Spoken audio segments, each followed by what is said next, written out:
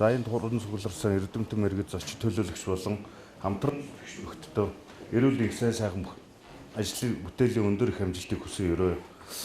Хүн төрөлхтний хөгжилд эргэлт хийсэн 21-р зуун бол гарцаагүй техник технологиороо шинжлэх ухааны гэж нэрлэгдсэн 20-р зуунаас л илүү байгаа нь энэ зууны ихэнх харагдчихж байна. Аливаа улс үндэстний хөгжлийн нэг үндсэн гарц нь бол өөрөө үйлдвэрлэгч байх явдал гэдэгт бол бид итгэдэг учраас худалдан авч биш үйлдвэрлэснээ бусдад зарж борлуулан санхүүгийн баталгаатай нөхцөлтэй болох шаардлагатай байгаа учраас энэ салбар төхөл тавьж үзээд хөгжүүлэх гэж зүтгэж байгаа юм аа. Өдөр өдрөөр хөгжих техник технологи 90-100 дамжуулж байгаа бидэнд гарцаагүй хэрэгцээтэй үйлдвэрлэлийн гол ажиллах хүчин болж чадах нэгэн техникийг танилцуулах боломжийг олгож байгаа та бүхэндээ баярлж байна. Энэ бол компьютерийн тоон удирдлагт машин буюу CNC ротор машин юм. Компьютерийн тоон удирдлагт машин техник технологийн хөгжлийн 90-100-д үйлдвэрийн ажилчдыг орлох нэгэн чухал төхөөрөмж болж чадсан байна. Тиймээс манай улс энэ замыг бас тойрохгүй болов уу гэж бас бодож байна. Энэ машины төрөл бүрийн техник тоног төхөөрөмжийн эд ангийг хэсэгчлэн бүтээх, хувилан олшруулах, хүссэн хэмжээ загвараараа өөрчлөх, дурын материалаар үйлдвэрлэх, түншлэн гар орчуулгын бүтээлийг хэвлэх, олшруулах, сургалтанд ашиглах, үзүүлэн таниулах материал бэлдэх, цаашлбал өнөөгийн эрүүл мэндийн салбарт хүртэл хэрэглэх боломжтой. Бидэнд тулгарч байгаа одоо энэ CNC машиныг оруулж ирж ашиглахад бидэнд бол одоо бэрхшээл саадууд тулгарч байна. Энэ машиныг зохион бүтээгдэж дэлхийд дахинд ашиглагдаад дудаж байгаа бөгөөд сүүлийн үеийн загварууд нь бүр илүү ухаалаг үйлдэлүүдийг хийдэг болсон байна. Манай улсын хувьд нөгөө мод Монголоор дуусна гэдэг шиг хамгийн сүүл нь энэ салбарын хамгийн сүүлийг барьж явна. Энэ оцогдоос гарахад бидэнд юу саад болоод байгаа юм бэ гэхээр энэ машиныг оруулж ирээд ажилуулах гэж зүтгэж оролдоод байгаа бидний хувьд CNC машин гэж чухам юу болох, машиныг чухам юунд ашиглаж болох боломжтой манай хүмүүс ихэнх нь мэддэггүй. Тийм учраас дэмждэггүй. Хоёрдугаарт нь бол мэддэг хүмүүст нь худалдаж авах хөрөнгө мөнгө нь байдаггүй. За хөрөнгө мөнгө нь байгаад худалдаад авлаа гэхэд энэ машинаа суйрлуулах байр савны хэрэгцээ гарцаа авахгүй гарч ирдэг. Энэ машин маань өөрөө хэдэн тонн жинтэй, хэдэн 100-аас хэдэн тонны жинтэй тийм том машинууд байдаг учраас энийг одоо зөөж тээвэрлэх, байрлуулах гэсэн асуудал бол маш том асуудал болдог.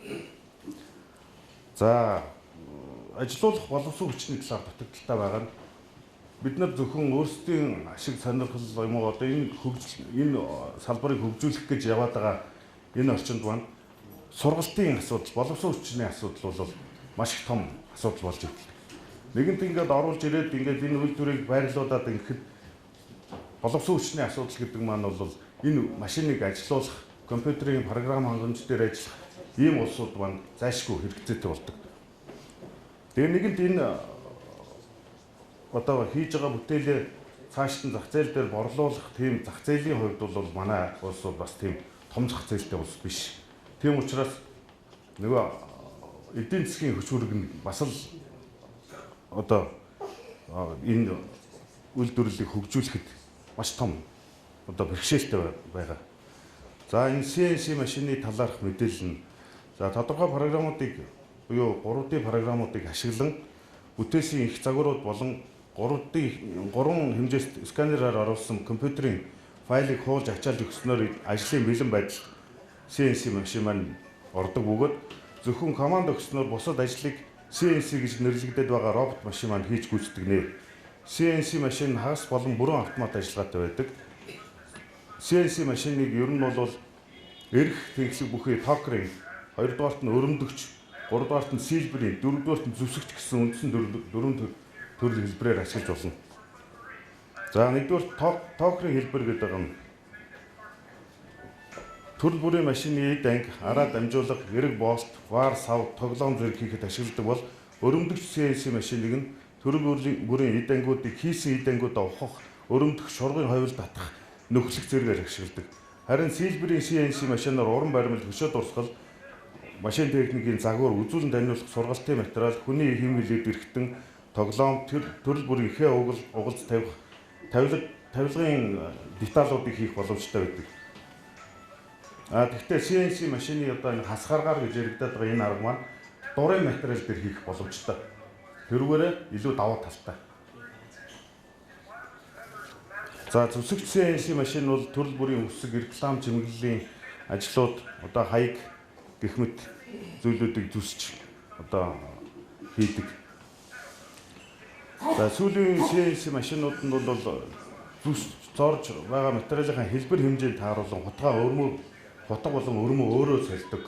Тийм ухаалаг болсон байна.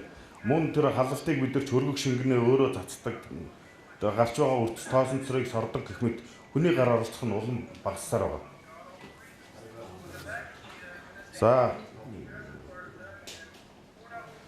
CNC машиныг ашиглахад гарах давуу талууд нь бол биднэрт бол тодорхой байх ёстой. Нэгдүгээрт бол энэ бол цаг хугацаа хэмнэн, хүн хүчийг хэмнэн, өртөг зардал хэмнэн, хэмжээний хувьд алдаагүй бүтээгдэхүүн гарна, үйлдвэрлэлийн осол аюул бараг гарахгүй, ижил загваруудыг олноор хувилж олшруулах боломжтой, бараг бүх төрлийн материалаар үйлдвэрлэх боломжтой. Учир нь энэ төхөөрөмжийн тусламжтайгаар цаг хугацаа хэмнэх, үйлдвэрлэлийн осол эндэгдлээс хамгаалах, өөрийгөө хөгжүүлэх зав бидэнд бол гардаг болно гэсэн үг. Тэрнээс бол бид нар роботын 900 дамжираад роботын боол болно гэсэн үг ш.